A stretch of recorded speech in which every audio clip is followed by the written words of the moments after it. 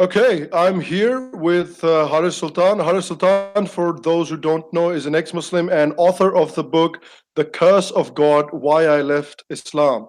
Haris, welcome to the show. Thank you, Sham. Thank you for finally having me. I know. I must apologize live on air because I've been trying to set this up for a while, but something or the other bloody always comes up. But I'm very happy that we're actually able to do this today because uh, even though we've talked twice before, we've talked both times on Waleed's channel, and even though there's been some fireworks, but I've enjoyed talking to you. So I've been wanting to like get you on the show and talk because I think one of the things that becomes very clear or became very clear to me, I mean, it was already pretty clear to me, but it became even more clearer once I talked to someone like you, is that disagreements are disagreements and they're there, but I think talking is such an important thing because uh, even though we disagreed on a bunch of stuff when we talked on Waleed's channel, I feel like genuinely, I genuinely got along with you and Waleed, and both of you. So that's a lesson for me in which you're like, okay, even if you don't agree with someone, try and talk to them.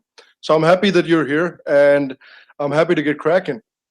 Yeah, no, me too. I had heard all types of comments from about you from people who follow my work, even Indians who've Yeah, said, like you might be too right winger or etc. Which I have not found that at all. I have always found you quite reasonable to talk to, especially whenever we talk, because then we can exchange ideas and yeah, we can point out the flaws that we can't understand in each other's rationality. Then obviously we can go from there. And same is with my friend Kushal as well. I mean, he calls himself a Hindu. He identifies himself as a Hindu very strongly, and yeah, there's certain parts that I just can't get my head around. I'm not saying you're wrong, but it's just yeah. something that I can't get my head around. But having said that, I find you guys extremely reasonable. There's someone else I spoke, and I very quickly realized that this guy is not reasonable.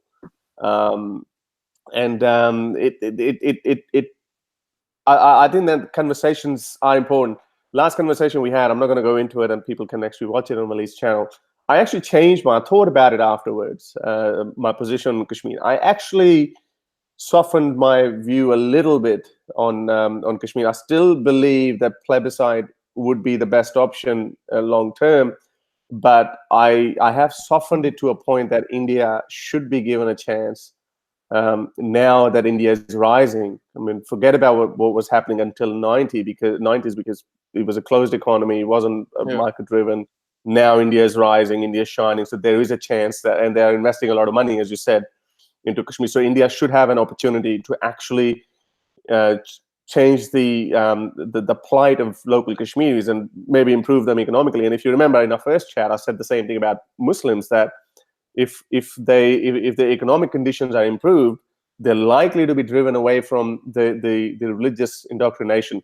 So we should give it a chance, and then maybe see how people go with that. And so yeah, thanks to you, I actually changed my view on that, just because of your conversation. Yeah, I know. I think that's why talking so important. And there's a couple of things in there where we talked about that I wanted to touch on a little bit later as well. But let's sort of try and go from the very beginning. And if I'm not wrong, you grew up in Pakistan, and did you? So this is what we should, I feel like, start with. Did you grow up very religious, or were you someone who was sort of who grew up fairly liberal, and then your doubts started sort of building up, or did you go from sort of one extreme to the other? It definitely wasn't the typical very Islamist family, but it was a Right. very conservative family. Hmm. Um, my grandparents were somewhat conservative, so they believed in, a woman should not wear a hijab or niqab, but they should have a dupatta, right? The talking to men for women, and even for men with other women, was still something that frowned upon, and they would hide it from their parents. So my uncles and aunties, if they just just trying to talk to a girl or something, they would make sure that their parents don't know. So that kind of conservativeness was there. Now, obviously, then our parents, they grew up as well, so they became when they entered their late 40s, or sorry, after 40s, then they became more independent, and then it's their rules. And so our parents, there was a definite shift between grandparents to parents, and so it was definitely a conservative family, but it wasn't extremely religious. And this is a dilemma that a lot of Pakistanis have, especially it's hard to put a number, because whenever we look at the statistics, and that's what I discussed that in the book in pretty detail, that it's hard to put a number how Islamist is someone. That's why I like to use the word conservative, because that actually broadens the net and includes a lot of people in it. Because conservative could be someone who actually has these traditional values, and he would bring up mashallah, inshallah, and his belief in God is very firm, but at the same time, they wouldn't mind sending their daughters to work. They wouldn't mind sending their daughters to school. They wouldn't mind watching Bollywood movies or dance movies. They might bitch about it. They might say, well, this is very bad, immoral, but they're still enjoying it. So that could include conservative. But then we have real hardcore Islamists and jihadis kind of people. I remember growing up with some of my, I went to a Christian school. It was a fairly decent school. And I remember there were some children, we used to talk about Bollywood movies all the time for the 90s, and no problem. But then there were also some children who were not allowed to watch any movies. So so that was kind of a mixed, but everyone sort of lived in harmony, at least at our socio-economic level. What was going above us in a higher socioeconomic demography, sorry, a lot of that is dance parties and alcohol was flowing. Yeah. So that was a different world. So and extremely lower one, the villages. What I had always heard, that they are even conservative, but they're also very liberated as well. They would be very promiscuous. But they would also they would also kill each other as well if they get caught. Oh, I see. So it was it's a pretty complex society, and which is why when I see a lot of people who stand from outside and form an opinion about a country, I immediately start seeing flaws in their rationality, and this is why it kind of troubles me, and that's why I thought I should write a book and maybe speak about it a little bit more, the Pakistani society in general.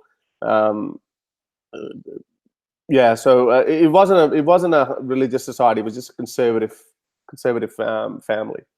Right, and we were talking a little bit earlier about your journey, and I wanted to discuss that a little bit more as well. The reason I'm asking this is because speaking to ex-Muslims, it's a very interesting story, because I spoke to some people who were like, yeah, someday somebody asked me a question. I went back to the Quran to find an answer to that question so I can shove it in this guy's face. Something logically didn't add up for me, and I said, that's it for me. And then there's somebody like Sarah Haider who's like, it was a very, very gradual process for me. And was it a gradual process for you as well, or was it a more of a sort of getting hit by a truck moment? No, it was definitely more gradual, and at one point it became flip-floppy. So I always had a curious mind, but since I've come out as an atheist, I've spoken to a lot of other people as well, and all of a sudden my feeling of being special is gone, because I've actually noticed a lot of people have similar behavior, similar question and similar journeys, so to speak, or similar kind of question and curiosity. Yeah. That I had. I remember asking my mother. We used to sleep up on the rooftops back in the late 80s and early 90s, and then after that, air condition came in, and then everyone got spoiled. So I used to always get fascinated by the night sky. Like, I always would look up, and the number of stars are just so many, and I'm like, what the hell is going on in there? And you got to remember, this is a 9-10-year-old child. And so I remember asking my mother once, I mean, who created everything? I mean, who created all this? So obviously her response was God. And I said, who created God? It's a natural, logical question. You don't have to be Thomas Aquinas to work that out, or Aristotle to ask that question. She didn't have any answer, and she probably said something like, don't ask too many questions. Your mind will you will lose your faith or whatever. So there was a bit of discouragement, but that's not how a child's mind that is absorbing so much information around him is going to stop. So that those kind of questions happen. Another, I remember we went to Tower of Pakistan, because everyone used to tell us the God is the biggest. God is big, it's huge, it's the biggest. So you imagine kids are fascinated about big things, right? I mean, that's Right. why kids love dinosaurs. I was always my favorite animal growing up was an elephant. Like, and I used to measure up with those Bedford trucks that how high an elephant would be. So we saw the Tower of Pakistan, which is the tallest structure in Pakistan at that time. And I looked at it, I was like, wow, this is absolutely huge. I asked my dad, I said, Dad, was that Alamia? Was that the God? He said, no, that's not God. I said, but that's the biggest thing I've seen. He said, no, God is even bigger than that. So these kind of things were just not making sense. You might think that, okay, well, these are childish questions. But when I look at religion itself, when I started looking at religion itself, and I started finding out there was nothing wrong in my questions. My questions were not childish. I think it's the doctrine of religion itself is very childish. There's a concept of, my parents will tell me, okay, study or do better, get better grades in the exam, or don't misbehave, or I'll punish you. And it seems like the same thing, that this creator of this entire universe seems very petty, and he just is so interested in what we're doing, and all of these things were just not making any sense. And obviously, I hadn't read the Quran or understood the Quran at that point, but these things were just not making sense. But anyway, what happened? You put these thoughts away. Yeah. You're just like, okay, well, I'm not going to think about it. So my point was, from very young age, I had these questions. Maybe other kids have it too. Maybe I hope even believing kids have it too. And then between the ages of 15 to 17, or probably 14 to 17, I became really religious, because I was growing up. I was learning more that like, I mean, I worked out pretty early that all the things that I do, watching music, listening to music, watching movies, looking at Aishwarya Rai with lustful eyes and all that. This is definitely not something that is approved by God. So if I believe in God, then I have to live by his rules, no matter how unfair I might think. I can't be a hypocrite. I can't say on one hand I believe. Do you think that that's the process many people follow? Like, do you think that most people get most of the religious people, sorry, let me correct myself, most of the religious people get religious around the age that you did, or was it something that was exclusive to you? I think it would be. Well, I don't know. I think everyone's going to have a different journey, but Sure. I think most people, a lot of people actually that we know that Imran Khan kind of Muslims are like, okay, well, just enjoy life in your 20s and 30s, and then be a born again Muslim. So okay, now you've enjoyed your party life. Now you're telling the youngsters to just be like you in your 50s and 60s. Sorry, not going to happen. But then there are other types of people too. Like, I mean, I remember Abdullah Gondal had a pretty similar experience. He was very religious in his teens, and then he's like, "This all sounds bullshit." I'm not sure if he had a truck hitting him moment, but I don't know. But different people might have different experiences. So in my case, I was like, okay. So from that period, I was very religious. I ended up. Accidentally, I must add, I wrote that in detail in the book, that how I almost became a jihadi as well, and it just took. And here I was living in perfect luxury at that time. We had a 5-bedroom house. It was only me and my sibling, and comfortable beds and air cons and maids and everything. And then we ended up going to this Pakistan-occupied Kashmir, or commonly known as Azad Kashmir. Yeah. We ended up there, and this guy who took us there, we thought, my father and I, we thought, oh, it's just going to be some sort of a tourism activity. So we ended up there, climbed the mountain, went up there in this camp, which was trained by Lashkar-e-Taiba. We saw the whole thing, and there was one room, a fairly decent sized room. There were 50 people packed in there. And everyone was just on top of each other. We had 2 nights there, and I was like, oh boy, how the hell am I going to last this? And I just I was just telling my dad, where the fuck did you get me? You know, like I want to go home. And he's like, oh shit, we can't go until the next day. So, so we had 2 days, 1 night. So he goes, you just have to, you know, write it out. Yeah. And there were big plates, and everyone is surrounding and eating from it with hands. I was like, fuck, I'd rather not eat, you know. And I Oh didn't yeah, eat. you don't even drink from the same glass, dude. Right. Yeah, no, I didn't even like to shake hands, to be, to be honest. I mean, and I was like, oh, okay. So I didn't eat, my father, poor father, was feeling guilty the whole time that what he got his son into, and those big razais, the quilts were Yep. freaking disgusting, and all these Molvis are lying next to each other. Literally, they're just like how you see those prison movies in third world countries prison, how, you know, there's so many people packed in. And then I got up the next day. When we got up to this loud thumping, and I got up and I go, oh shit, the guys were actually beating people up to wake them up to go for the morning prayer. Oh my god. And it was fucking cold.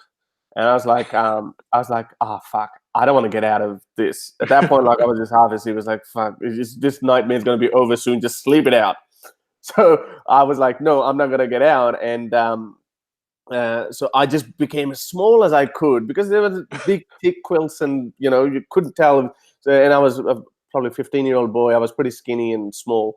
So I hid, and my dad was like, get up, otherwise they're gonna hit you. I said, no, you just go. And he didn't want to argue with me, so fuck it, okay.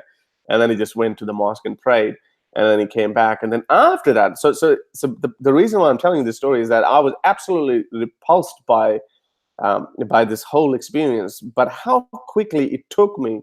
And when Hafiz Said came and he threw a rocket launcher, there was a massive gunfight shown. There were rooms and buildings, and we were shown that the speech was made.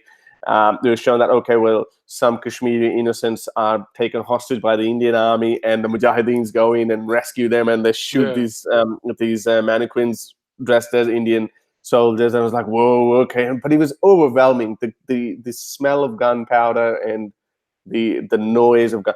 It was pretty surreal. I mean, I had never heard a gunshot before, and all of a sudden I was listening to all this, and obviously this whole propaganda, and they pump up your adrenaline, and they also pump up your emotions and nationalism and all that. And Hafiz Said then gave a speech, and he was like saying, you know, the Pakistan army are cowards. The 90,000 of them actually. It's funny that he actually came in the army helicopter as well, which is why it never made sense to me later on. So he was bad-mouthing army because he was recruiting youngsters for the next campaign inside Kashmir. Right. And then a man was walking with him with the register, and he was just signing up with everyone. And it just happened, and and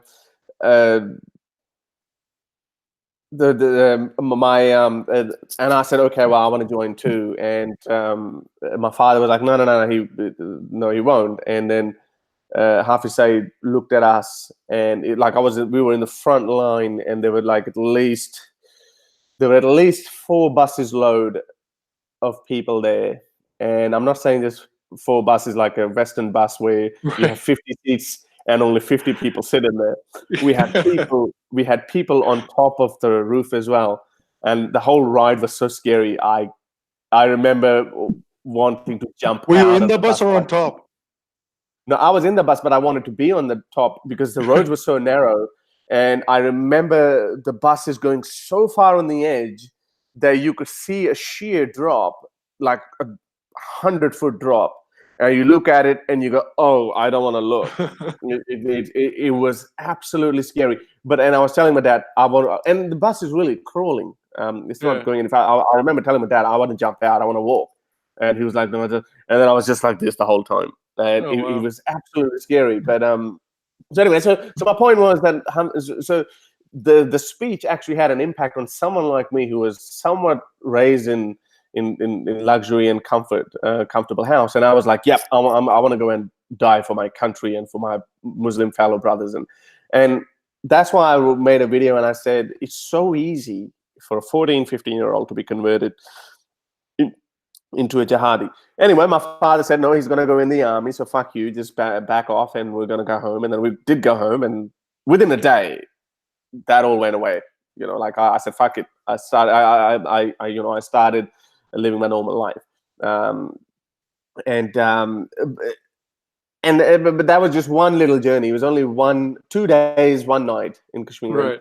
That I don't have any interesting story of like I spent a week in there, but that was it. It was very eye-opening for me later on. That I think about it often. And had my father been a bit more religious, or even religious for that matter, or a jihadi, I might have been dead for nearly 20 years now. Yeah. And they wouldn't even have found my body. Anyway,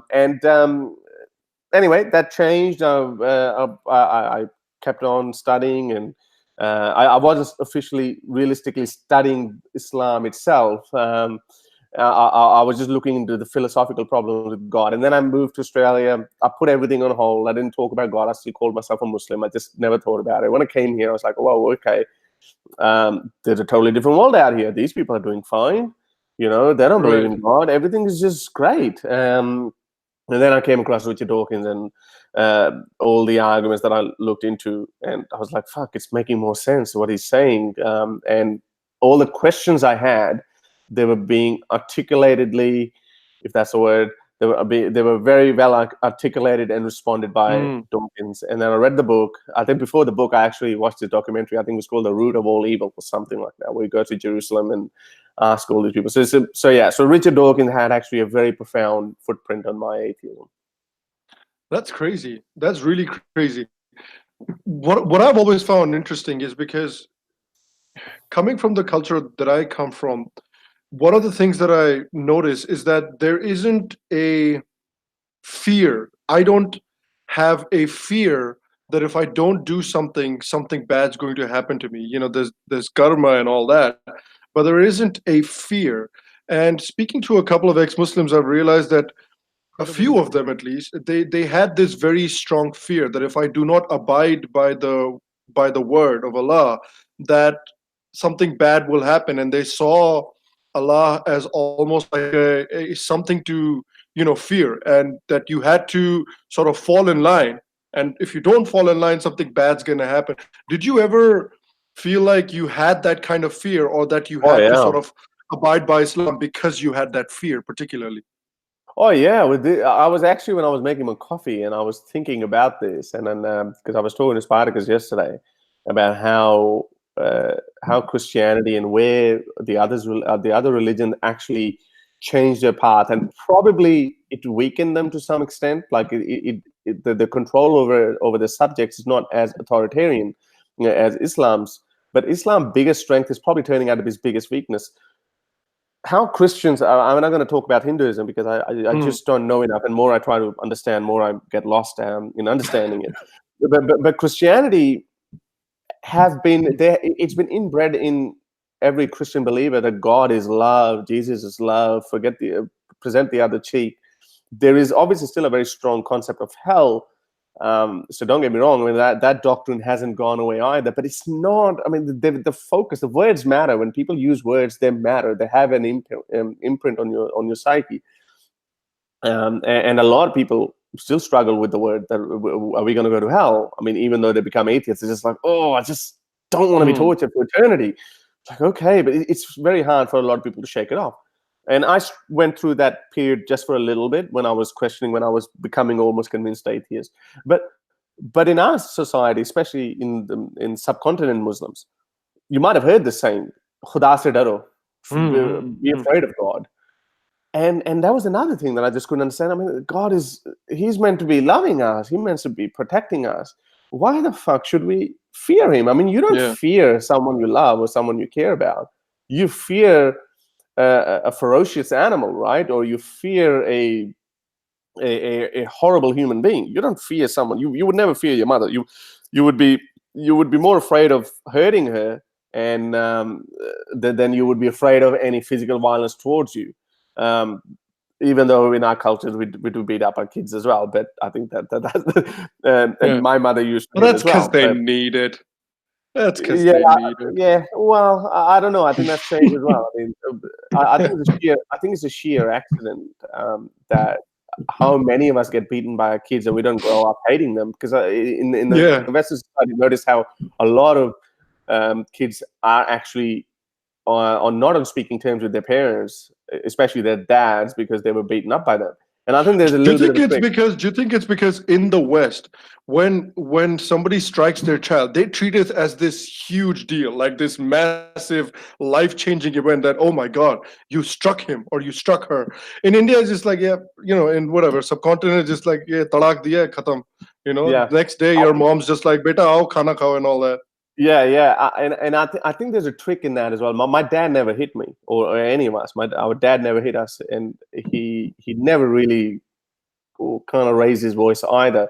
So we were not, but we still had a little bit of respect for him. Not, I wouldn't say afraid that he's going to kill me, but it was just okay. Let's not piss him off.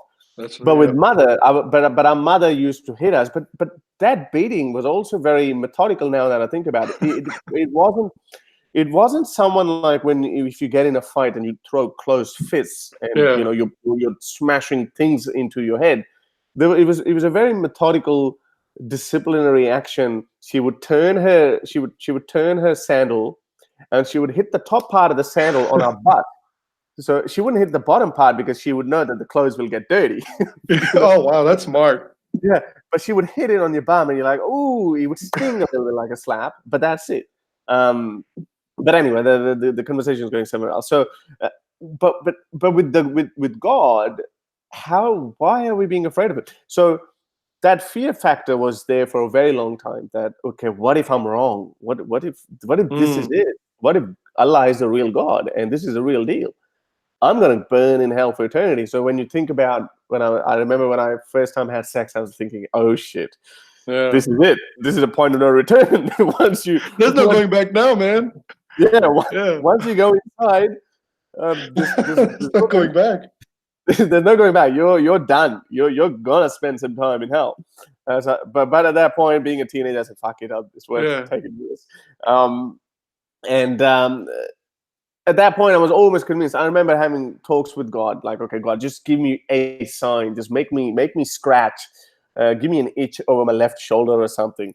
And longer I would think about it, I would expect that okay, there has to be an itch. And then you start feeling an itch. You go, oh, okay, God exists. So I played all these kind of silly games, but none of that really worked. There were too many philosophical problems. So now when I look back into it, how my mind was actually working, and I narrowed it down to three things, three problems. That came a lot of it came with after that. It came with a lot of my studying into Islam. The first problem, obviously, in my case, was always a philosophical problem to the God. And Dawkins had laid a pretty good foundation for it. Dawkins didn't make any case against Islamic God, for instance. I mean, he made his case against the philosophy of God. Like you look into all these arguments that have been presented forward from Aristotle to Aquinas and later. And so philosophical problem is the first one, such as no evidence for any God. And there are hundreds of other arguments that we can fit into them. Then the morality in Islam is not a good one. That came with with studying Islam. Dawkins didn't help me there. And then the scientific problems in the Quran. And I realized that this scientific problems in the Quran, that is purely manufactured by Muslims themselves, like Zakir Naik and all that. Had they not made these claims that there are scientific miracles hidden inside the Quran, we might not have noticed that. A lot of people might not have cared about it, because how many people, ever since this embryology and Big Bang thing shit started, how many people, serious people, got into it and they said, whoa, hang on, you're just lying. This is absolute nonsense. And then I looked into it and I was like, yeah, well, it is actually kind of nonsense. You would have been better off saying, well, God is vaguely mentioning that. God's objective is not to show you a scientific miracle. Then you might have escaped from it somewhat, but probably not in the case of embryology, I say. I mean, the mistakes are too vivid to be ignored. So these were, when I look back, these 3 points actually got me away from Islam. And now I have absolutely no fear. No, I don't even think about hell. It's a part of my faith that there is no hell. How liberating does that feel? It's very liberating. right? It is absolutely very liberating, because I see people. I talk about my mum. Like, I mean, she can't go to sleep unless she's done her Isha prayer, Mm, the last night prayer. And she's like, even though she's sleepy, she's like, oh, she's uneasy, because she knows she has to do it. mm, Um, I can go to sleep whenever I want without feeling guilty at all. I have the best sleep ever. Not that I used to have terrible sleeps in the past either. I used to have bad sleeps every time I would watch a horror movie, right? Because when you believe in angels and demons and ghosts and miracles, these things become more pragmatic. Don't get me wrong. I mean, if I still watch a scary movie, I still jump I when was just someone gonna comes. say that, like, I'm not hugely religious myself, but I still shit Yeah, myself when I watch a yeah, horror movie. yeah. But there are the tricks. But then I walked through the graveyards in the middle of the night, and I didn't see anything. Like, this Yeah, is the liberation part. But if you believe that there might be a wandering spirit around here, then you're likely to hear that little rustle in the street, you yep, in the bush. Then you might think, oh, there is something there, but it could be just a fucking cat, right? yeah, So those things are very liberating. I don't fear magic. I'm not superstitious. My yeah, family, a lot of people in my family are very superstitious. They're like, don't tell anyone. Nazar lag jayegi, evil eye. You catch an evil eye, your plane will crash. Don't tell anyone you're leaving. I don't fear any of that. I don't fear that if something bad happens to me, like, anything bad that happens, like you have a little car accident, or you forget your keys, you lock your keys inside your car and you have to pay a locksmith $500, and you're like, oh shit. I don't think that someone cursed me or did a magic on me, or I got an evil eye. It's liberating. I go, well, that's just a part of life. You just deal with it. right, right. Absolutely, I completely agree with that. Because one of the things that I've never been able to wrap my head around is somebody telling me that someone else controls your life. That's something that I've never been able to wrap my head around, and I've never lived my life according to that. I've always lived my life according to only I can control what I do with my life. Nobody else controls what happens to my life. Only I control that. So that in itself has been a very made my life a very liberating experience, because essentially only you can control what happens in your life. I mean, not what happens in your life, but what you do with your life is what I was trying to say. It's So yeah, it's somewhat true, but at the same time, we still have to remain conscious of there are more factors that are outside of our control than they are in our oh yeah, control. that's why I said But it's what you can liberating. do with your life rather than what happens to your life, right? Yeah, well, there's a strong argument to be made that even what we do may not be in our control either. I mean, we might Right. be shaped. So the whole free will is an illusion kind of argument. We could go in there, but the point is, which is I think more important point to focus or ponder on, is that there is no celestial being consciously Hmm. making decisions about your life. There's no God up there with a supercomputer sitting, okay, today I'm going to make Harris forget his wallet at home so he comes back from work, and then he loses 3 hours. Yeah. And then he gets told off by his boss. And then it might start chain of reactions. And then it might happen again next week. And then he's going to get fired. And then he's going to hit financial difficulty. And then he's going to be on the street. And then so people then can tell him, aha, you took on God. See, he fucked you up. So that kind of mentality doesn't exist anymore if you are actually start taking more responsibility for your own actions. I'm not saying you're not likely to forget your wallet at home and having to come back and being late from work, and then consequently not getting told off by your boss. That is equally likely to happen. But if you understand that this is your own doing, or it's the doing of the circumstances around you, it's fair game. It's just a part Yeah. of it. But there's no conscious decision making, and Yeah. that is a big step, because every time this happens in the mind of the believer, they think God is doing it, and if they can't make sense out of it, they say God works in mysterious ways, Jo upar wale ki marzi and all that. Hmm. These things are very liberating, and I think that's what we need to focus on and show the good side of lack of religiosity, so to speak, to people. I agree with that. I do. Let me ask you this. When at a time, because I know you were never really, I think you were religious when you were a teenager, but not really any time really after or before that. So while you were a teenager, and while you were trying to live, the Islamic life, did you, and this is not talking about India, because India Pakistan is a whole different dynamic as well, but for people that were non-Muslims, did you have certain ideas about them, or did you feel certain things about them that were directed by your faith? Um, I think I think I had a very popularized version of Islam ingrained in me, which is Mm, the good bits, so to speak. That you just Prophet Muhammad was just very lovely person. A woman used to throw rubbish at him, and one day she didn't. Prophet went up, and he thought, "Oh, you're a poor old lady, you're sick." So he started looking after her, and she converted to Islam. See how nice is our Prophet.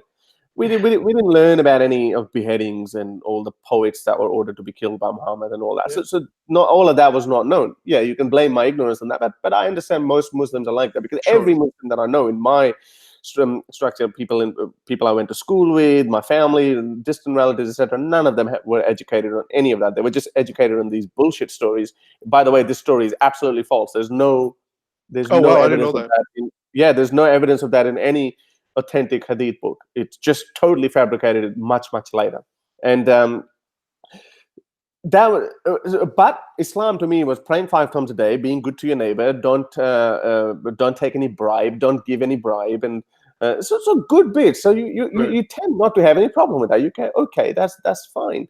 And So I didn't have that problem, and that's what was driving me to become a Muslim. And when I was in school, a lot of those things were actually cultural. So that's why you might have heard this argument from a lot of people. Oh, this is not Islam. Islam is good. This is local culture, or this is what Right. people do. These are bad people who do it. So there was and it's true, there was a lot of, there was a big part of Indian subcontinent culture in Pakistan, especially in our families too. My Mm, mother's family was not so long ago were Hindus, probably 3 or 4 generations back. mm. They're Rajputs, and there was a lot of superstition in there. There were a lot of Hindu values in them. For example, they're a lot more superstitious, so to speak. Like they were more keen on magic, believing, and there was some bigotry of caste and all that. Whereas my father's side, which were Muslim for a longer period of time. Again, I'm not saying that that's a superior culture. I'm actually glad that there's a huge footprint of Hindu culture in Pakistani family, with all its problems. And I think I Mm. watched a little bit of your video where you were saying that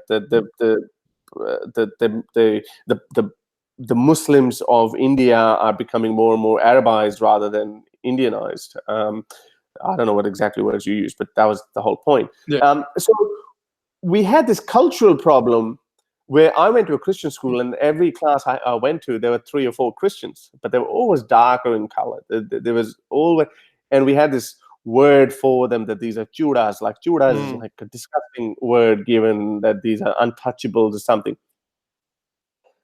Despite of the fact that we were very privileged and very special in that sense, that we were specifically going to Christian schools.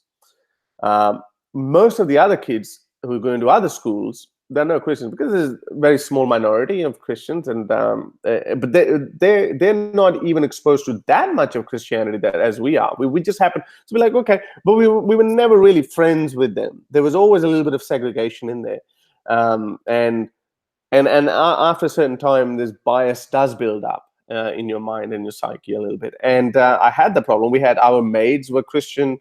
I think I told you in Vidu's Mm. discussion how there was a little bit of, these ideas were not sitting well with me, that there is something wrong. So yeah, so my view was, some point it was of pity that these people are wrong, they're going to go to hell. Right. But I never really focused that much about it for some reason. Maybe because I was in a Christian school and my teachers were Christian and we all respected them, and those teachers used to hit us as well, by the way. It was perfectly fine, and nobody had a problem with that a Christian is hitting a Muslim student. So we had harmony to that extent. So that wasn't that much of an issue. But I never really thought about it as much for them. I guess I was more selfish. I was more Mm. looking into my own problems, that is this true? Is it not true? Am I going to waste my life over something that is absolute bullshit that's been sold to us? So yeah, I mean, Hindus was a totally different ball game, because that was a different element of Oh brainwashing yeah. we had. So Hindus are just these idiots who create statues with their own hands and then they worship them. Ha ha ha! How stupid are they? And I remember that this was written in our textbook, and I remember that it was like a rhetorical question posed by the author of the book, the textbook, that these Hindus who create their own gods with their own hands, how can these gods help them whom they're creating with their own hands? And I remember reading that and I remember saying, well, fair enough, it's a good point, but how can you believe in a God that you can't even see? You know, I mean, what's the big deal? I mean, what is it that I'm missing? Yes, it sounds silly that you create your own God with your own hand, which I've later understood is just a reflection of it. It's not necessarily the literal God, but fair enough. Even that's the case. How can you believe in your God? I mean, your God is not doing anything different. He's not holding weekly press conferences with the leaders of the world in UN. I mean, your God is just like another story 1,500 years ago. So it's nothing special, really. So these things never really sat well with me. So I always had a critical mind in that. But again, as I said, the strongest urge is forget about it. Just don't think about it and just get on with your 5 prayers and Mm. fasting and live a good life.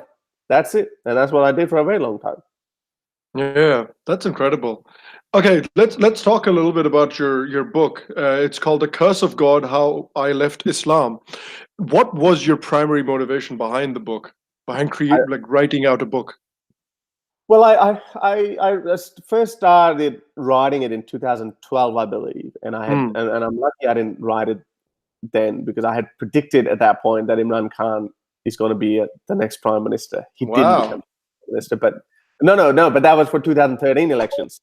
Oh, for 2013, Yeah, I see. so my prediction was massively wrong, but it was still good that he did become a very sizable party in those elections.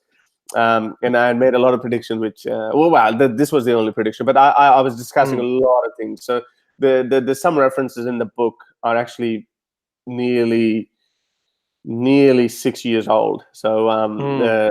not that they've been wrong. That's why I didn't exclude them. But my whole view changed about it because in that 2012, when I look back at it, it was a long time ago. I was 28 back Yeah. then. Um, and had I done it, I would have been 6 years ahead of my game now. I just think about it every now and then. It's like, well, maybe I should have done it. Maybe I shouldn't have. But again, there was still a problem. I was living a life as an atheist for a very long time, very comfortable life. My partner is Australian. Nobody gives a shit. Their family has accepted me. Most of my friends are Australian. Religion never comes up. I've never experienced any racism or anything. My life is or has been great. And that has been a huge part of my personality as well, that I don't have any fear. I don't get intimidated easily. I don't get bullied easily because I met all these wonderful people who encouraged me, not on this topic, but they just encouraged me so much that I just became a different person. Mm. And I guess I was never timid to begin with, but religion is something that you have to be timid when you're dealing Yeah. with it. So even with that kind of personality, I thought, well, I have no need to talk about it. I mean, everyone's okay. Even my family by this point knows that I'm an atheist. I've been living with a white woman without marriage for 10 or however long it had been at that point, only 5 years at that point. Right. No one cares. So it's okay. You don't have to do anything. And this is one of the biggest grievances of Muslims as well. They say, well, you're living in Australia, living your life, go do fuck, eat bacon, drink piss or whatever you want to do. Yeah. Just not talk about Islam. That's one of the biggest grievances. So I somewhat bought it at that point. Not because of them saying it, but that was just my general view as well. What do I Mm. have to speak for? But then something happened in 2011, and that made me angry when Ayaz's army got arrested, when there was this crackdown. And I noticed that unless we, and ex-Muslims or atheists living in West, who are a lot safer, so to speak, not I don't have any threats like Ayaz's army or atheists in Pakistan. We have a moral responsibility to actually talk about this and be a voice of these people who are in Pakistan, who can't come out openly. Spartacus is one of them. I mean, he Mm. was brave and he was talking about it. He was doing all this from a position of immense danger, and they paid the price for it. All of them were tortured, abused, ostracized, kicked out of the families, on the run. All of them paid severe prices. while people like me are just, doing basically what we're doing, just sleeping Yeah. without marriage and eating bacon and drinking piss, going to the nightclubs and just enjoying life. I was like, this is bad. It kind of angered me when Ayaz's army happened. I opened up my Facebook page, and I still hadn't put my face out there or my name out there. I Right. was still thinking, okay, let's just see that, because just a beast that you just are not ready to take on. And my fear was my family's going to get Yeah, really. because sorry to cut you off, but I think this is an important thing for the audience to understand as well, because they're like, oh, these ex-Muslims, they just do drama because it's not really that bad, Oh, okay, they're ex-Muslims, whatever. But I think a lot of them look at somebody like Kushal, and they think that somebody like Haris or somebody like maybe Vidu, Abdullah, they have the same exact situation as Kushal has. Like Kushal doesn't really face any danger for saying what he says, but for someone like you and for the people that you were talking about that were in Pakistan, there are real dangers there. Oh I yeah. think that's important for people to understand. Oh yeah, absolutely, absolutely. And it's amazing how, and I genuinely believe that people from both India and Pakistan, emotionally, they're on the same wavelength. But what changed, the main factor that put India years ahead, or light years ahead of Pakistan, was a secular constitution. We have a lot to thank for the secular constitution. If it wasn't the case, and to some extent, Hinduism itself is a very pacifist religion. It's a lot peaceful religion, and they've paid a huge price as well. From invaders from the West have come through millennia, and they have exploited this peaceful nature of local Hindu traditions. So yes, we have. None of us can go back to Pakistan. Some of my extremely religious uncles and their kids, I was expecting a backlash from them, but they still follow me on Instagram and my personal Facebook profile. Well, The that's one which I nice. don't put. Yeah, and I was like, oh, I really am very lucky. I shouldn't say it out loud, because then this might think, oh, Yeah. we should, we should intimidate him and bully him. But Abdullah Gondal, for instance, his parents have disowned him. His auntie has said that if you ever set foot in Pakistan, I'm going to kill your baby and I'm going to kill you. His baby is only a year and a half old. Oh These my are real God. consequences. Yeah, these are real consequences for these people. And someone like Kushal would never face that. He would face other problems, which I can talk about it later on some other point. But as far as religion is concerned, there's absolutely no danger for simply saying openly, "Hey, I'm an atheist. I think this is all bullshit." There's going to be no consequences for him. But in Pakistan, yes, in the Muslim world, by and large, there are severe consequences. Yeah. And so the book was essentially to talk about your story, right? Your story, your experience, and to maybe give other people. Did you think about that your book is going to act as sort of possibly a roadmap for somebody that had a pathway similar to yours? Yeah, I wanted to mix my story in that, and my view in that. I mean, if I had titled it that "A Mind of a Questioning Muslim," then that would have made equal sense as well. But it just wasn't as sexy as this one, "The Curse of God." It's more powerful. So It's all about the thumbnail, man. yeah. Well, unfortunately, people do judge the book by its cover or by its title. Oh yeah. And we now live in a culture where news people don't even read the article; they just read the caption and they go with that. Oh yeah. We've learned it. We know what's going on in there. So I wanted to mix with that. I mean, I could have made this book a 400-page book where I could have introduced other arguments like cosmological arguments, and starting from Aristotle and then the Kalam and all that, and then the Islamic breakdown of all these different arguments. I could have done that, but I just didn't want to go too technical about it at this point. I just wanted to show some major problems that one runs into the moment they start questioning Islam. These are just at surface problems. Problems like the character of Muhammad. I mean, you make a claim that this is the greatest man who's ever lived and his example has to be followed for all eternity. Fair enough. If you had said he was the best man for that time, all right, I might have bought it. He was the best among his companions and peers. Yeah, okay, I would have bought it. Um, to some extent, there's some truth in that too. I mean, we talk about him beheading all these people. To be fair, that could have happened to him as well. It was a brutal world. So that I would have bought that. But you make a special claim, and Muhammad himself put himself over and over again on a high pedestal and said, "I am the man. Follow me. You know, I'm going to be the king of all the believers." There's one hadith where he says, "I'm going to be the leader of all the people: Hindu, Muslim, Sikhs, Christians, Jews, everyone on the Judgment Day." And I would so the one hadith of that too. So this guy has extreme psychological disorder, and he's constantly trying to convince people around him that he's the best man. And Muslims believe it because it's a religion. If he was if he was just a politician, he might have been still very charismatic in convincing other people, and they would have followed him. But after a couple of generations, people forget about political leaders. So that's just a natural thing.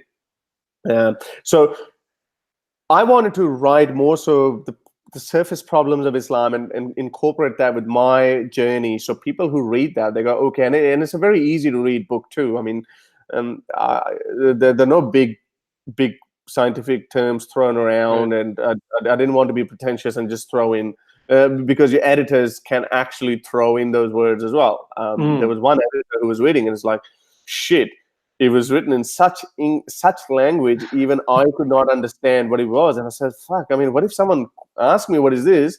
I wouldn't even know what you're talking about. So I fired her, and then I got it with another one, and I told her, make sure it just stays this way. You just point out the obvious flaws where I've missed the da or or I've missed an apostrophe. Where I've missed the apostrophe or something like that, just simple mistakes, and that's why it just remained in its original shape, and every word is my word, and it's very simple and easy to read. So yeah, that's why I just wanted to keep it a very simple book. Right. Okay, this is a question that I got from some people on Twitter and some people on Patreon as well, and there was variations of that question. So let me just ask it to you in a way and just sort of get it out of the way. So a lot of people ask that in Pakistan, especially with the Pakistani population, and I don't know, this is obviously tied to religion, but a lot of them see people that are not Pakistanis, that are not from Pakistan, as heroes, that people that came from overseas to Pakistan as heroes, somebody like bin Qasim, somebody like Ghori, somebody like Ghazni. I mean, there's a couple of missiles in the Pakistani army named after those fellows. Do you see that as something that holds Pakistanis back from sort of charting their own destiny, whereas they're kind of reliant on these outside people as national heroes rather than find their own heroes? There was a question something along those lines. Do you find any merit to that, or do you just think that it is what it is? No, I think some groundwork has to be done to change that. Who was the Sindhi king? I forgot his name. The one who fought bin Qasim. Oh yeah, Dalraj or Dalveer or something like that. I remember something like that. Yeah. Yeah, something like that. I mean, he laid his life down. He fought bravely. Unfortunately, he lost. That kind of a history should be taught. The few people who are starting to speak about it, Hassan Nisar is one of them, where he just blasts all these invaders. I remember there's a Punjabi. Is Hassan Nisar Punjabi? Yeah, he's Punjabi. Yeah. Oh, there's another Punjabi author that I forgot what his name was, but he's also pretty open about it. That we're from here, we're not from anywhere else. Yeah. Aftab Iqbal is another one. I haven't heard him speak about Ghaznavi or Mahmud Ghaznavi or Babur or bin Qasim, but he does. When it goes to West, when it comes to Alexander the Great versus India versus Porus, he just puts Porus right up there. He's Porus is the man. He's the guy. Like he's our son. He's the only one who sent Alexander the Great the back. he doesn't call him Alexander the Great. He just calls him Alexander. Egyptian, no, Greek Alexander. That's what he just calls him in Urdu. He calls it Skandar Yunani Skandar. Oh, I see. So he doesn't call him the Great. So okay, that's fine and good. You're invoking a little bit of your own identity in there. But is that because Alexander the Great was white? But why can't you take the same stance against Mahmud Ghaznavi or Babur or Muhammad bin Qasim? Why? So a lot of people, I remember in our school, all these was they were called Pak studies or the subcontinent studies in our school. All these guys were presented as heroes, and I remember discussing that with my mom. My mother has done masters in history, and she and I said, well, these, and she told me, she said, Mahmud Ghaznavi, he was a robber. Basically, he just came in, looted the local treasure, killed and plundered, and went back. What's so heroic about that? Fair enough, that's how everything was back then, especially in the Arab and the Western world. Probably not so much in the Indian culture, and probably not so much in the Chinese culture either. They've been pretty pacifist as well. They got fucked by the Mongols pretty hard. There is some element in that. So people, I think it's very important that we start saying that out loud. There's Marvi Sermed. I don't know if you've heard it. She's not really that popular, but she wears saris and she calls herself even an Indian. Oh, wow. Poor woman cops a lot of abuse from all these Twitter jihadis. She speaks quite openly against these so-called heroes, and I think there's a time that it has to be done. When Pakistanis, it's a very important, it's a philosophical and identity crisis issue that you don't have to be ashamed of your brown skin, or you don't have to be ashamed of the fact that yes, your ancestors were Hindu. Fair enough, you don't view that religion as a good religion, as a right religion, but at least you don't have to be ashamed of that. A big part of that is all these colonials, like Australians and Americans, they don't apologize for their ancestors for killing the natives. They say, okay, well, they did what they did. They were who they were. We're not them. We're not ashamed of them, and we're not proud of them either. And it's the same way you should not be ashamed of your heritage. That yes, you as I said, my mother's side, 3 or 4 generations back, they were Hindus. They don't even give a fuck.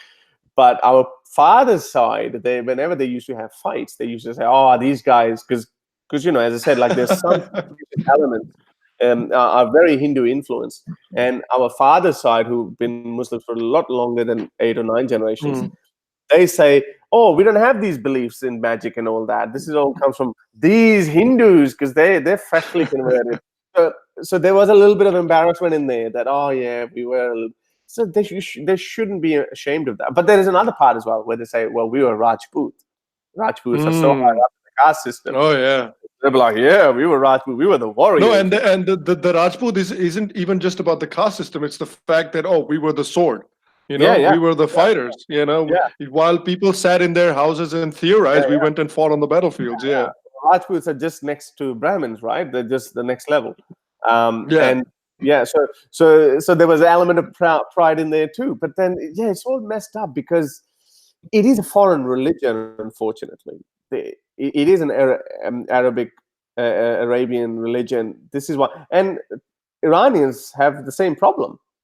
Iranians have never been accepted as Arabs. They've always called themselves Persian, and they always said this is an Arab culture. This is an Arab religion. I was gonna just ask you that. If you watched the protest, the anti-government protest that happened in Iran, and a major sort of theme of those protests is that we're Persians. We want our Persia back, and that's a pretty major theme of those protests. Oh yeah, and again, because they have a rich history. But the problem here is, and the key difference is, Persians can go back to Persia and they can relate it to them. There are no living Zoroastrians around who have become nuclear powers, or they've had a rivalry for 70 years. There's no such thing. Zoroastrianism is just a dead ancient Persian religion. So you can't feel sympathetic towards them, that before Islam we were all that. So you can invoke that type of nationalism. But here, what are Pakistanis going to say? we want to be back to Hindus. Hindu is whatever problem Arab might have, but Hinduism is not a religion that I'm interested in. So that's the problem they have, and not because and as I said, the big part is the fact that India is seen as the Hindu, and we've fought 4 wars with them. They're out to get us. They want to destroy us. I don't like India. I don't like. So at the back of their mind, they still have that thing. So that's why they can't relate to Hinduism the way Persians, the modern Iranians, can relate to ancient Persians. So they might be a little bit more successful. That's why we need a different approach altogether in Pakistan. We need the approach of the approach of this dissent, this religious dissent, which is atheism. I think the atheism itself, and under the banner of humanity, not just a banner of a local identity, like I'm Indian or I'm a Hindu or I'm a Pakistani. Just the atheism, and I'm sorry to say, it might sound like it's a lot more Western influence, and that's one of the apprehensions of these people who dislike ex-Muslims, especially in Pakistan, the intelligentsia that is like, oh, these are too Western influenced people, as if same problem, as if like, oh, West is some horrible thing that you can't even learn anything good from them. Same way they say, oh, these are Hindu agents. So these are the walls that we have to knock down one by one, and I think that's the only way I am confident and hopeful that people will keep changing. People, that amount of nonsense and bullshit in Islam, it just cannot be ignored, and that is going to be Islam's biggest failure. Yeah. I think you make a very interesting point about the sort of differences between the Persian setup and the Pakistani setup. I also think that there is a value to cultural identity without religious identity. Do you know what I mean? Yeah. Like there's the Persians that are talking about, we're not Arabs, we're Persians, we want our Persia back. They may not necessarily even be talking about we want to all be Zoroastrians again. The way it just said, we're a Persian culture, man. Why can't we just be Persians and not have to have Zoroastrian move into the 20th century or 21st century, but at least retain who we are, because A, we're never going to be Arabs. B, Arabs are never going to accept us. So I mean, it's an exercise in futility. Yeah, but they can go back to ancient Persianism. What can Pakistanis go back to? There was no ancient Pakistan. I mean, that India is tied down with Hinduism. It was the major force in there, and the psyche is still the same. That religion still seems. You might have seen the Abhinandan video. I mean, what is the fucking point of asking what is your religion? What difference does it make? He's an Indian, and that's a huge problem in Pakistani society. A lot of people comment, and the first time they become aware of my work, they ask me. It clearly says, I'm an atheist or whatever. They say, so what religion are you? Right? Religion is so important to these people that they just cannot imagine the world without it. So this is why I think the next step is fuck the past. Whatever happened, let's be honest, our ancestors did not know as much as we know now. Oh, yeah. Without a doubt. There was wisdom. So don't get me wrong. I mean, Isaac Newton would say, some people say he was very intelligent. And yeah, if he came down in the room today, he would just blow us out of water. But he would not have the information, and he would need some time to catch up. He would not understand evolution straight away. He might actually not understand it at all. So there was wisdom in our ancient people, but they didn't have the knowledge or the information that we do.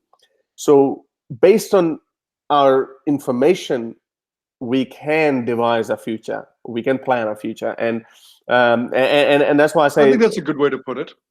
And that's why I think these identities, Kushal is big on that. That it is my identity. I just don't see any relevance in that. I mean, I don't feel like I have to tell anyone I'm Pakistani. I'm an ex-Muslim. And political correctness is actually taking us there, where you might have seen some videos where people are saying, oh, if someone looks Asian or Chinese or something, that people, even though they speak with perfect American accent, oh, where are you from? Oh, I'm from Alberta, Canada, or whatever. So, and then, oh no, I meant, where are your parents from? Where? Yeah. Yeah. So and then you're being frowned upon. Why are you asking that question? I am Canadian. So that is, we are going to get to that stage where these identities are going to be meaningless. You can identify yourself. I'm a doctor. I've saved 1,000 lives. I'm a philanthropist. I'm a politician. Those titles can exist. You might also argue these are very shallow. Do you think, though, that we're honestly going to get to a space where, a person asks an Australian, "Who are you?" and they say, "I'm Jack," and that's it. They won't say, "I'm Australian." Do you think that that'll happen? Oh yeah, I think it's already happening. I mean, I don't Really? know. I speak to a lot of people. I never get asked, I mean, what's your background? Where are you from? So I do sometimes get into it. Sometimes some people do ask them, but a lot don't, especially in a younger generation. Just notice next time, people under the ages of 20, what do they ask you? This is a generation that is growing under this influence of political correctness. You're not supposed to even ask your gender. So I mean, this is the first thing we see. That person, he has long hair. Is he a man or a female? No. You can't even ask that. Race has become a 40-year-old issue now. So race has evolved so much that you don't ask. Okay, yes, there is there's a lot of bias and I wouldn't call it racism, but there's a lot of bias and discrimination where people actually either speak with very thick accents or where they can't communicate. And then a lot of people get either frustrated with them, and as a result, their rudeness is more visible. Which is why I've actually noticed a lot of my friends from Pakistan, when they come, they actually feel that they are being racially vilified or profiled a lot more than I have ever felt. For some reason, my goal was, as soon as I came to Australia, my goal was I'm going to try to learn and speak English, not only just in English just like an ordinary Pakistani or Indian, or just English. I wanted to learn the Australian accent. I worked so hard and I learned every little bit how certain words are pronounced. And within 5-6 years, people stopped asking me. For example, when you go for a job interview, right? It's a part of legal requirement. They would ask you, "Can I see your passport so it has a work permit on that or not?" After 5-6 years, I remember when I got my part-time job, he didn't even look at my passport. And everyone, and then it was still early days, and probably still now, where certain words would slip out of my mouth, which would be purely desi, right? And they're like, "Oh," and a white dude would say, "Oh, you have a bit of an accent. Where's that from?" So then I would go that way, but it wasn't really going. And now I barely get asked. I never get asked, and I think there would be a point when these things will become even more trivial than they are today. Yeah, I think I definitely do see your point. I think there's definitely value in that. I find it hard to think that there's ever going to be a point where borders are just never going to be an issue, or people are going to be like, well, I'm not American, I'm a human. Because I feel like one of the things that we're noticing, particularly in the West, and I think that's growing more, is they're talking about, Western civilization. We belong to the Western civilization, Western values. They've created these set of values, whether or not some of them are taken from Greek and Roman values, but they said, okay, this is our value, these are Western values, this is us, and they make a real identity claim of that. So they're not making a claim that, oh, we're white. They're not making a claim that, oh, we're American or we're British or we're that, but now they're making a new claim that we're Western civilization. So do you really think that there's ever going to be a point where they're going to be like, yeah, no, Western civilization or Western values aren't a thing, we're just all human? With the answer is in your question itself. I mean, they no longer say, well, we're French or German, or to some extent they do say it, but on the whole, like, the European Union is the biggest evidence of that. That yes, there are some problems with Brexit, and I think it eventually will come back again. Because they have found a common ground, and this is why they can all relate to each other, and they call that Western civilization. Now, why do they have to insist on that? Because there's a clear difference in the Eastern civilization. By Eastern civilization, I don't mean Indian and Chinese. There's a big element in in the room, which is the Muslim civilization, which seems like a biggest threat to the Western world at this point. Where on one hand you have a totally different definition of human rights. People are having a discussion what pronoun we should have for certain genders, and here we are just persecuting homosexuals, or telling women they can't go to school. They have to make that distinction, and as long as these type of people exist, this clash exists, there's going to be this definition. For example, as I said, when the immigrants were coming into Western world after post-World War II, race was a big issue initially. The Paki bashing was real, and America had their own problem, but they still do as far when it comes to Black America. I think they still have those problems, but those problems have constantly been declining, and there's recognition of these problems, and they have to remain on the course. And I think the trend suggests, and it actually troubles me. And someone is going to notice that at some point later on in our future history, when our Eastern values actually catch up a little bit more. And as I said, I don't blame Hindu or Chinese civilization for most of this Eastern civilization has been hijacked by the Muslim civilization, which is right in the Middle East. Middle Eastern philosophy, that's what they should call a civilization. They are the ones that are driving this wedge between us, between the globalist humanistic values that we have. Imagine China and India. China is a way off because it's not a democracy, so we don't know which way that's going to go. But India, with Japan, is another example of a kind of like a Western country, right? But I was just going to ask you that when they talk about Western civilization, even though Japan's a pretty advanced country, they don't necessarily include Japan in there, right? Well, the economy is Western, the human rights definition are Western. Yes, they have strong culture and tradition, which will remain. I mean, the Indian culture will remain, but it's a definition of the universal rights that we have. And okay, for example, why is India and or even Pakistan, for that matter, are treated differently than some than North Korea or dictatorships? Because there is a common element. Pakistan does go up and down, and that when military comes in, but hopefully that stays out of the picture now. But these countries are treated like, even though they're in the heart of the Eastern world, but they are democracies, right? So their democracy is still seen as a Western concept, because Greeks were the first one to do it, and the Roman did it. Whatever. They call it, okay, this is some footprint of Western civilization. Human rights, for instance. I mean, Pakistan gets forced, probably not by its own will, gets forced every year by the European Union and the Human Rights Organization to do better and improve the human rights conditions.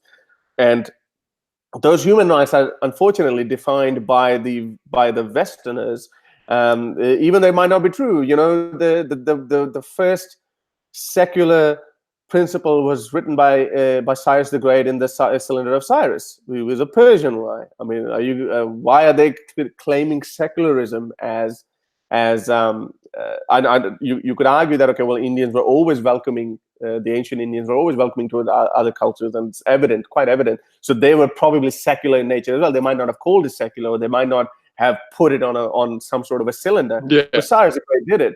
And Cyrus was not a Westerner by that stage. And a lot of people recommend that he was probably the first true secular hero, who actually included all religions equally and all that. And Romans, to some extent, later on were quite tolerant as well. But then Christianity came and shit hit the fan. So these civilizations will remain there, and these identifications will remain there as long as we have differences. The moment differences start going away, you're not going to. I'll give you an example. Let's just say Pakistan gets involved with India, becomes a part of India again. Would Pakistanis call themselves Pakistanis? No, they would call themselves Indians. So these differences will remain as long as we have these differences. I don't even think of that as a realistic solution, to be honest. It's not going to happen. I think of a realistic solution where it's like a sort of a confederation, the way the EU is. That's more of a realistic solution than like forming one giant country, which is just unwieldy and inefficient.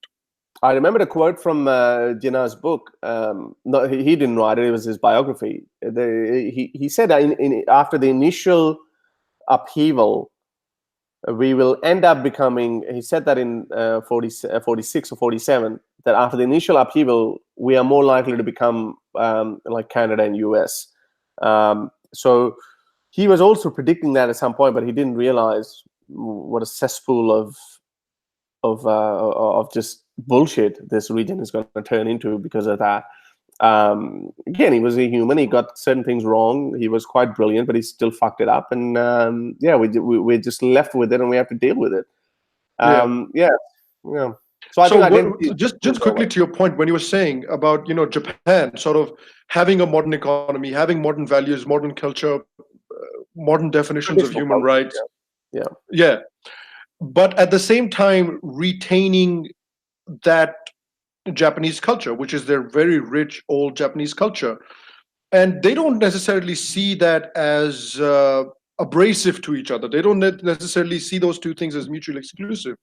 And I think countries over the world can develop a system like that, where America gets to keep whatever American values are, but still be part of the world. Poland gets to do that. Ethiopia gets to do that. And why can't countries eventually obtain something like that, where, again, I'm not talking about religion, I'm talking specifically about culture and cultural imprint. Why can't countries maintain their cultural values or whatever their cultural setup is, and still modernize and get rid of the things that get in the way of that modernization? Yeah, because you're fighting against a very strong force of nature, which is modernization in a sense. I mean, I think there are, I can't remember how many languages are being lost every year from world. And as our civilization is becoming more and more global, the local cultures are getting threatened. I hear your point that you're saying, well, get rid of the bad bits, but retain the good ones. The good ones will remain anyway. If there's a culture of geishas in Japan, is it going to survive as we become more and more global? I think we are pretty global. That's fine, but I think that looking back, the amount of languages we're losing, the amount of rituals we're losing, especially in the developed world. I'm not talking about third world countries, because they obviously have to catch up. The cultures, there would always be some sort of a culture. For example, an American would never understand what cricket is, even though they are almost the same, except for just a little fancier accent from the people across the Atlantic. They're quite similar with the history, the food, and their values, but they would never understand what cricket is. So those kind of subtle differences, I think, will remain, because it will always be certain differences in people. And if you want to say sports are part of culture, then yes, they are. And but to expect for things to remain the same way they are, in a way that they keep all their good values, I think a lot of those values, a lot of those traditions, a lot of those the rituals, I think they're going to suffer. They're going to pay a price. Pakistanis can say, well, Westerners, they say it all the time. People like Oreo Biscuit, Oreo Makbul Jan, the idiot. There was a women's rally in Pakistan recently, and he was just going off his head on that. And the most common argument is, what kind of feminism do they want? Look at West, the women have become prostitute and they have no shame and no honor and all that. Dinosaurs like these can keep crying all they want. But where is the line of the honor in that culture? Which one is it? Is it wearing a hijab, taking off a hijab is dishonorable, or wearing a dupatta, replacing a hijab with a dupatta, or then even taking off the dupatta and just wearing jeans? Is that dishonorable? Or what is the next step, like if you wear a short skirt instead of jeans? These kind of things throughout history have always kept evolving, and at each and every step, one could argue, or that generation could argue, that is my culture and I want to retain it. And so, to be honest, I don't think any culture is culture at the point. And Ronald Reagan, I think, he said that we would realize we will all become one part of one species, one culture, when we get attacked by an alien civilization. And I think language remains the biggest biggest hurdle, though. Do you really think of language as a hurdle? Because I think of language as something that adds such an incredible amount of diversity to people. Yeah, The yeah, yeah. way Well, language is expressed in different parts of the world. I mean, yeah. even like, goodness knows I have problems with Islam, but I wouldn't want to get rid of Arabic. I think Arabic's a beautiful language. No, I'm not saying whether they should be lost or they would be lost, but I think eventually they will be lost. Eventually we will have, and I'm not saying they're going to be replaced by English, because English is not going to stay stagnant either. English is going to evolve as well. We will. English is already a global language. It is already a language of the elite, even in the countries like, where there's no, they don't encourage speaking English. It is already an elite language, and more youngsters, this internet generation, they are getting educated in English, and they're communicating more in English. So English is becoming kind of a language, even though you have billion people. And look, cultures, the might, the economic might does matter. I mean, some people say maybe this century might belong. We might all start learning Mandarin, and Mandarin might become a global language. Whichever language would that be? The smaller languages will be the first ones to go, and I know you don't want to lose Sindhi language, you don't want to lose Gujarati or Pashtun, but they are already paying the price. They are already losing their value. And as I said, that's when you become a global civilization. Borders is another one. When the civilization does become border, the borders do go away. And I think that's eventually going to happen. Probably 200 years, I don't know when. But a homogeneous society would be, by homogeneous, I don't mean by skin color, I mean the values. They have homogeneous values. Then there's not going to be enough reason. I mean, how come it's so easy? If you're an Italian, you can easily just get up and fly to America, because not much is going to happen. But if you're a Pakistani, fuck that, you're not even going to get a visa.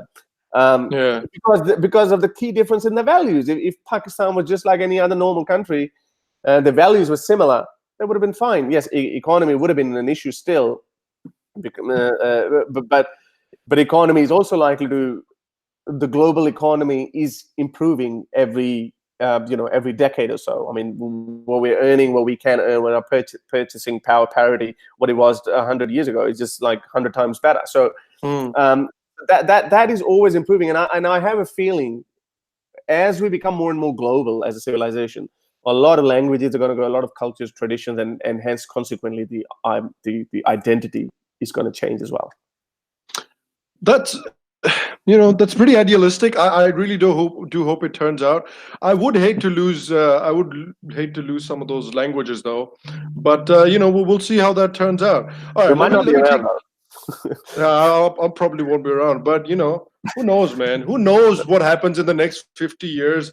I can just get like a bionic body and like a bionic brain and just stay alive as a robot for. I wouldn't mind that. That might happen in 20 years. Yeah. I can just download myself somewhere and be like, you know what? I'll just come online after 1,000 years. Yeah, like that Johnny Depp movie. Yeah, like that Johnny Depp movie. It was shit, I heard, but yeah, it was same idea. Okay, let's take a couple of questions. So this question comes from Hara on Twitter. Hara is asking, why do you think Islam, despite many of its major claims being debunked so thoroughly, holds so much charm within the Muslim population? It's a part of the early development, really. I mean, people are not willing to accept the alternative. It's the hardest part of being a social commentator or an educator is the fact that, or even a politician for that matter, the hardest part is changing people's opinion. People hold certain views, certain opinions, be it about their country, be it about their religion. They have formed this opinion. They've held on to it for a very long period of time.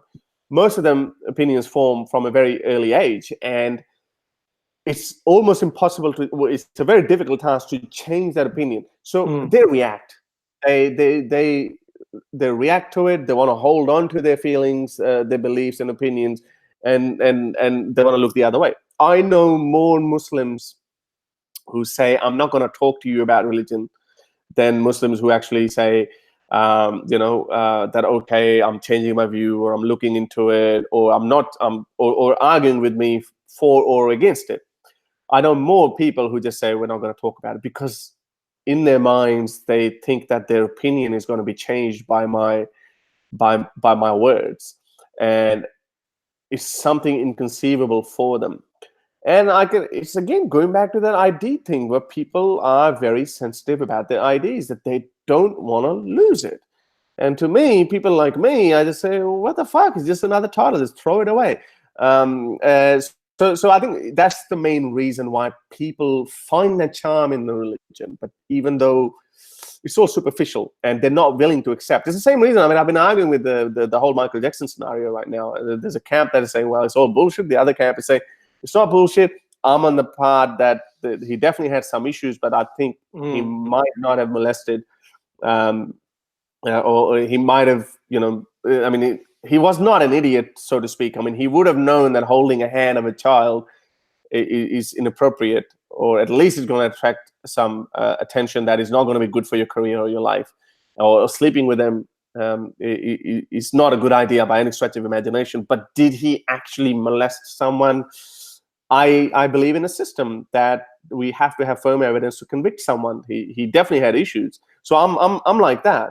But then there's vigorous debate going on because people have formed opinions and they're just not willing to shake them. And religion or nationality is a lot worse and a lot more dear issue to people than Michael Jackson being a pedophile or not. So if they're acting like that, or Michael Jackson, imagine how they would act like that. So that's why it's a challenge. Yeah. And there's a question which is sort of similar to that by Pradeep Bajpai, who's asking, a lot of people say that economic development is what's going to solve the Islamism problem. But he says, there are countries that are very rich in the Middle East that are still spreading that ideology and spending a lot of money to spread that ideology, particularly in countries like India and Pakistan. So is it just economic progress that's going to solve it? Or he asks, is it going to be like progressive, agnostic, atheist voices that are going to really challenge this status quo? Obviously, I mean, you always need free thinkers to challenge the existing idea. I mean, but I think it's a little bit of an unfair comparison because some of the dynamics are a little bit different. Because the Middle Eastern countries, these are theocratic states. They're authoritarian states. So that's why, despite the fact that they have money, and it's a newly found money, these countries are not. Yeah. They don't have a history of academia industry. or industry or growth. It's just like winning a lottery, and we know what happens to most of the lottery winners. They actually end up losing their money, and they just don't know what to do with it. But people who actually work hard and accumulate their wealth over a period of time, they actually are much more. They have higher chances of being successful. So democracy doesn't exist in those countries, but countries like Pakistan and more so in India, there's a lot more democracy, so to speak. But the political democracy is pretty good in Pakistan, but the religious democracy is lacking in Pakistan, which is slowly denting. Democracy is such a good virus that it slowly starts spreading. It's what the traditionalists call it, that they are corrupting the minds. But the progressive thinkers say, well, we are changing, we're evolving for better. And whether you like it or not, it happens. Like, I mean, there's a transsexual woman who's a news anchor in Pakistan. We don't call them khusre and ijades, and we laugh at them, and that's happening. And people are scared now to call her a khusra or anything, these words, or hijra. People are scared. They don't want to say that. That I told you about that person who made derogatory comments towards Hindus. Most people came out and said, "Yeah, good on you. Fuck him off." Yeah. Women are coming out now. They're saying "Khana khud garam karo," and things like that. That is a lot more aggressive debate. But there are a lot of people seeing that. Yeah, well, she might have a bit of a point. So that's what democracy does. It starts the conversation. But on the other hand, just across the Arabian Sea, in Saudi Arabia, women who ask for to be given right to be able to drive cars have been imprisoned. All those women, despite the fact that Mohammed bin Salman MBS wants to be called as a liberator of women, is doing that to women. Whereas in Pakistan, I don't know if you remember Asma Jahangir, she was a huge critic of Yeah. the social structure, the patriarchal nature of the Pakistani society and all that. She was a champion for a lot of people, and she still is. And I think she's inspired another generation of women activists who are coming forward. There is a bit of a problem with the Pakistani feminist movement, which I see. I think they've gone straight to the fourth wave rather than starting from the first wave, which is again the same bit of a problem. So they're going into the argument of, okay, like don't call history, call it herstory, or don't call it Manchester, call it Womanchester. So they've gone into that rather than actually focusing on the core issues that 70% of Pakistani women who live in villages, can't even. A lot of them, a huge majority. I don't have the exact number, so don't quote me, but a huge percentage of those women take contraception pills in secrecy because they want to. The women are realizing, and Christopher Hitchens said that if you want to get rid of poverty, there's only one solution to it. That is empowering women. And if we have empowered women, women said, no, that's it. 2 kids, fuck off, no more. And once she has that power to actually dictate those terms, we're going to have a better tomorrow. We're going to have a better population control, and we're going to have more educated people, and quality is going to be better. So those are the things that our feminist movements should actually be focused on. And Right. I'll still take it. But I think it's the democracy that changes it. Economic freedom comes from it because democracy evolves minds. Because the democratic principles are in place. Yeah, and it evolves mind, and there's a reason why India. A lot of people don't understand. Pakistan has a very similar bureaucracy system to that of India. It's not a bureaucracy like Arabian countries where the guy wearing a tobe is sitting at every desk, and the normal Indians and Pakistani immigrants are doing the other shittier jobs. So it's not like that. They have a very structured bureaucracy, very corrupt too. Don't get me wrong. But there's a system in place which is highly influenced by the British Raj, the British India. So and the strong democratic principles. I say again, as far as politics is concerned, religion is off the topic. You don't talk about. So those things are slowly happening, and economic. I think I said that in our first conversation. I think economics is just going to be the result of that democratic principle and economic change. Those jihadi, those Saudi Arabs, as hardliner as they are, they would never come up to me and risk going to jail by trying to stab me. They would never do that because they have they're enjoying the air-conditioned cars, the houses, and they're enjoying the Rolls Royces. So, no matter how fundamentalist they are, they're never going to risk going to jail for me. Why? Because they have a lot to lose. Yep. And if you have a lot to lose for a lot of Pakistanis and a lot of Muslims, and the same reason why African Christian countries are so bad. They're burning witches, they're killing people, apostates as well, because again, they've got nothing to lose. The poorer you are, closer you are to religion. Middle East is just a different example, and it's just a phase. It's just a phase because there's no democracy in there. And democracy is eventually going to happen. I mean, we lost, 5 different countries in the Arab Spring. It's going to happen again, and they're going to evolve. They're going to take another 10 years before the democracy evolves and turns into something like India or Pakistan in maybe 10, 20 years. So it's going to eventually happen. But democracy and economy. Right. Okay. Let's take another question. This is from Muazzam Abdullah Khan, who is asking, this is a good one. He's asking, why is Haris such a hypocrite? He said he's against nationalism, and he goes and talks to bigoted Hindu nationalist Sham Sharma. How can you explain your bigotedness, Haris?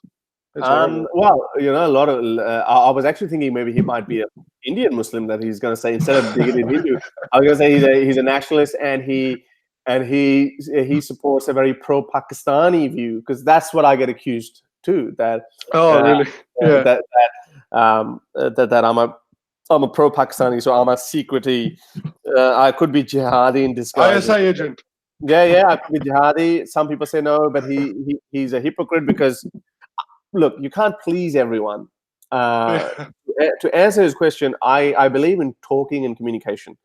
I never think there's, contrary to popular belief, I am not as arrogant as a lot of people think. I genuinely believe the more I speak with people, more my mind expands, my horizon expands, and my views change.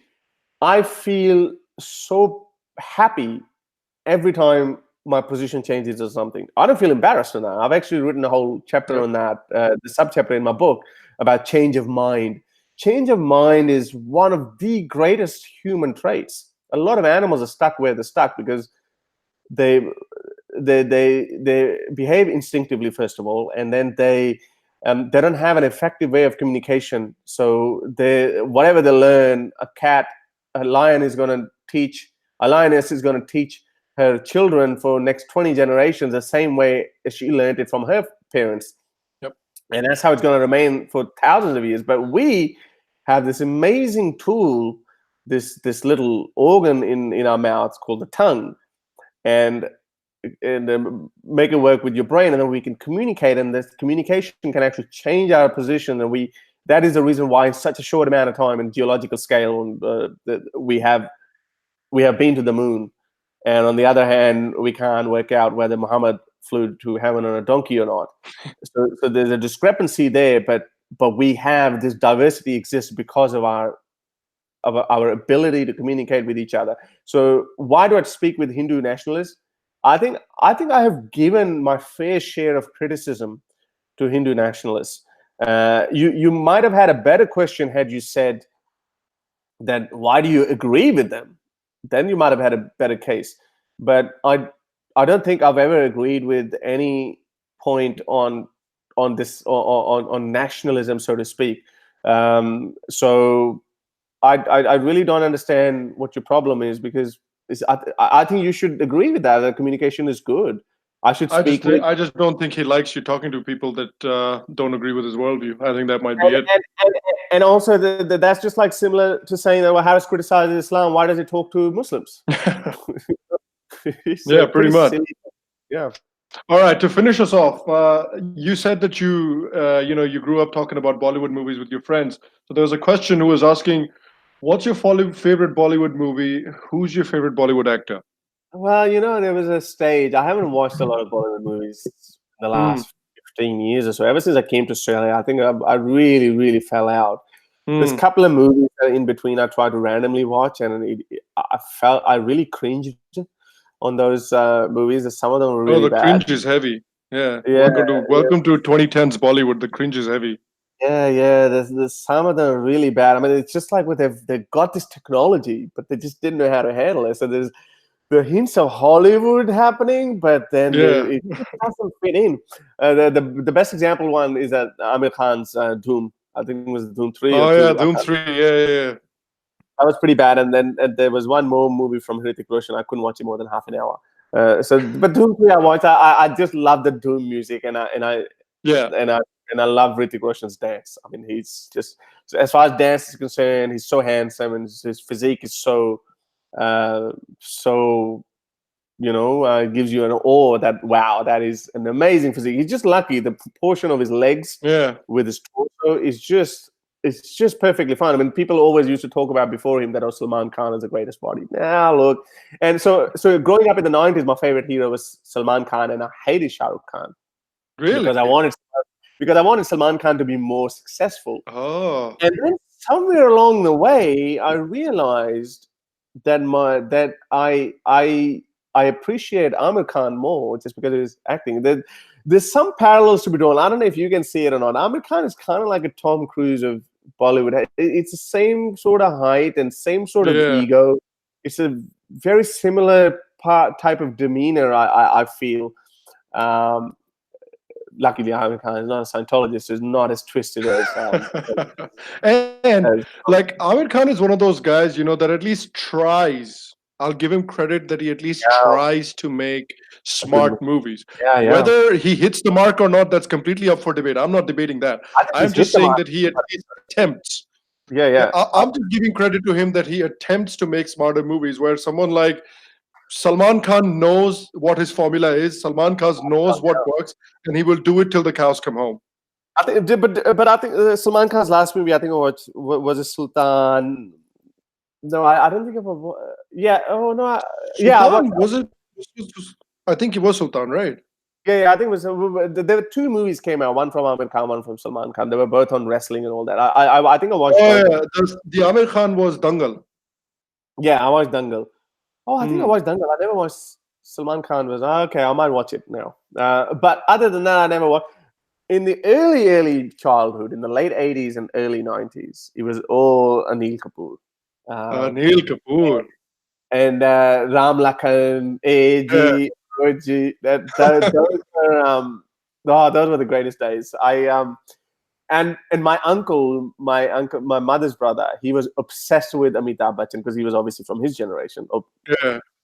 He slightly younger than Amitabh, but you always tend to like people who are older than you. Like, for example, I don't like Justin Bieber for a reason. Like, fuck off, who's this kid? And that's why I never watched the current post Khan era actors. I don't know who they are. People who are younger than me or whatever.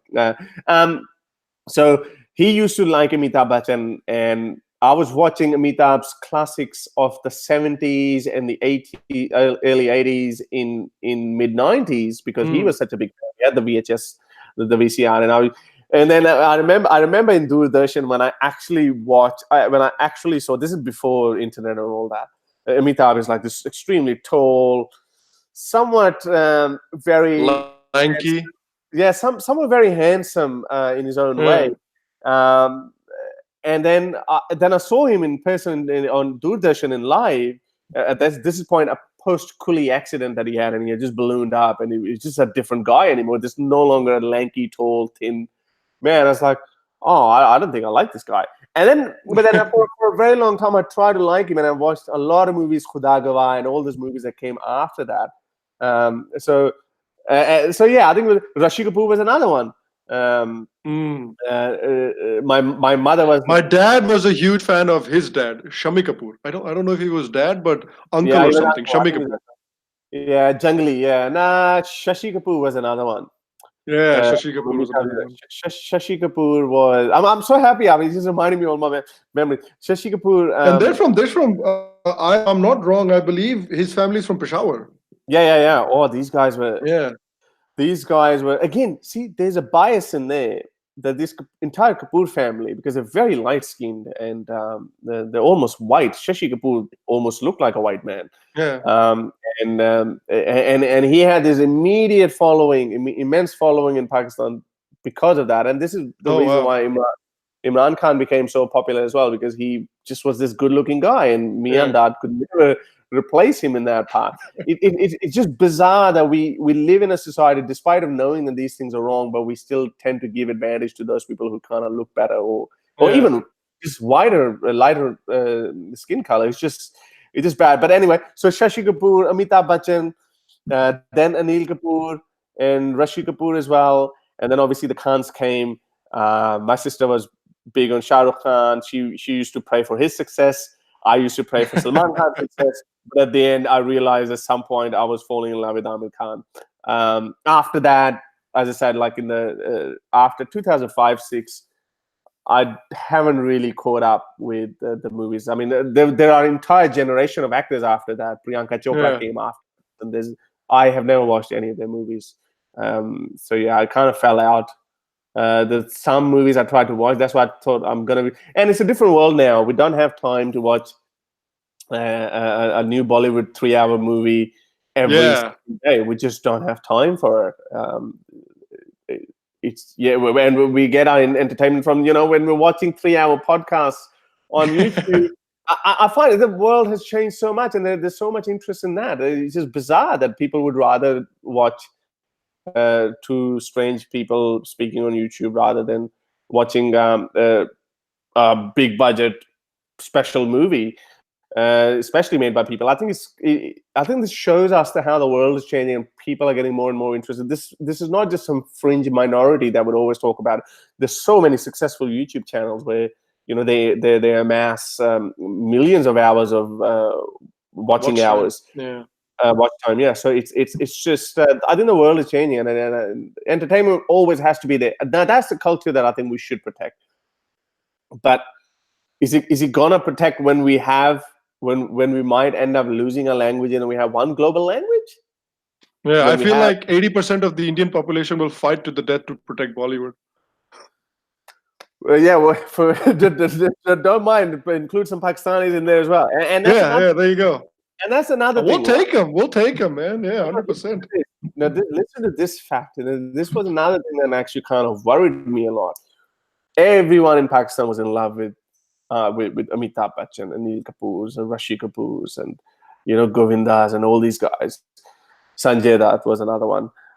They're all in love with these guys. We forget about it, right? When we're watching the problems of an Indian household, you don't think that they're Indians. You don't think they're Hindus. You're just connecting at a human level, and that is so important that all the walls come down. But then obviously, then you have armies invading each other, and you gotta fuck them. These are bastards. It's a totally different ballgame. But those things matter, and I think it was a good step in the Musharraf era when it happened that the Bollywood movies were being now shown in the cinema. But now I think they've taken off again because of this recent problem. This is very disheartening because you feel like after all that progress that you had, and some fuckers do what they do. And what are we going to do? I'm worried about one more thing that we spoke about, and I think we're deviating from the subject, but I just very efficiently wrap it up. I am worried about another thing, and I remember this is, I'm just echoing what other people have said before me. When Mumbai happened, I think Imran Khan was probably a nobody back then politically. He was always a superstar, but he said, what's going to happen if something else happens again? And now I'm worried of what is going to happen, because it looks like the narrative for a conflict between Pakistan and India has actually really dumbed down in the last week or so. But there's still talks that something might happen. I'm worried that... Yeah, sorry, go ahead. I'm worried what would happen if something else happens again before the elections. If there's another terrorist action, what is going to happen? I genuinely think that both India and Pakistan realize that a war is not in their best interests. And as much as, even Pakistan likes to say, hum atomic taqat hai, I genuinely believe even Pakistan realizes that even a nuclear war is not in their interest. Like, who gains from a nuclear war? Nobody gains. I think what happens is a certain amount of chess beating over war makes people of both countries feel a little better. They feel that, our leaders are in charge, our leaders know what they're doing, and we trust a person who is strong. Everybody trusts a person who shows strength, who shows calm, who shows leadership. Everybody trusts them. It's a natural instinct. So I feel like when Imran Khan says it in Pakistan and when Modi says it in India, people feel safer, people feel better. People feel like, okay, we have a guy in charge that knows what he's doing. But I also think at the same time that both of these countries realize that an all-out war doesn't really help anyone. It's not really going to resolve anything, unless you're talking about, let's just end one of these countries. It's not really going to help anything at all. So I genuinely don't think that people see that as a realistic option. People see other ways as a realistic option. Like, we were talking about this before, like creating economic pressure, creating political pressure, supporting progressive voices, ex-Muslim, whatever voices in each country, and sort of helping de-escalation that way. So I understand your concern that, the rhetoric has been ramped up. And so sometimes you feel like, where is this rhetoric going to end up? But I don't see this, because this is a zero-sum game. Nobody wins in an open war, really. So I don't think either country is too keen on war. They're just keen on getting the message out that if something happens, hum taiyar hai, I'm ready. I think that's what they're trying to get across. That, hey, don't worry, we're here. Well, yeah, when I said I'm worried about them, and obviously I think I've said it numerous times, I don't think that the nuclear war is ever going to take place, because they're not idiots. They know that it's just fuck all. And not only just that, the two countries will fight, the entire region, probably the world, some people estimate that the nuclear winter can take over. No, my point is, as I said, all the progress that we've made over the years, okay, let's exchange cultural things, and soft culture is so important. The exchanging of the artists and playing of the Bollywood movies. I mean, these things are so important that they're really connected at human level. It's not sports are good, but sports are competitive. But the actual artists, the exchange of artists and playing of Bollywood movies, etc. There's no competition there. then you're not saying, oh, Rima Lagu is a Hindu, so let's hope her bahu gives her a hard time. No one says that. Yeah. So so those things are good, and my worry was the point that if something like this happens again, how far back is it going to set us? 10 years again gone. I am hopeful that once whoever comes to power, I think they are going to try to do something again, because it's still a fresh government from Imran Khan. He's showing somewhat interest in de-radicalization. They have made some sort of a policy of how to bring these people into mainstream, de-arming, taking weapons away from them, de-weaponizing them, and bringing them into mainstream politics and mainstream economics.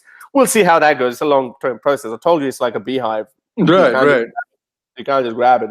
And look, when you're talking, when you're talking about how far back it'll set us, I genuinely think, and you might not agree with it, but I genuinely think that 90% of the people in India, when you talk to them about like Pakistan, they have this, the way they talk, yaar, apne hi log hain, bas hai galat kuch problem ho rakhi hai, there's a problem here, but apne hi log hain. This is the kind of attitude that a lot of people, when you talk to them about Pakistan and Pakistanis, have.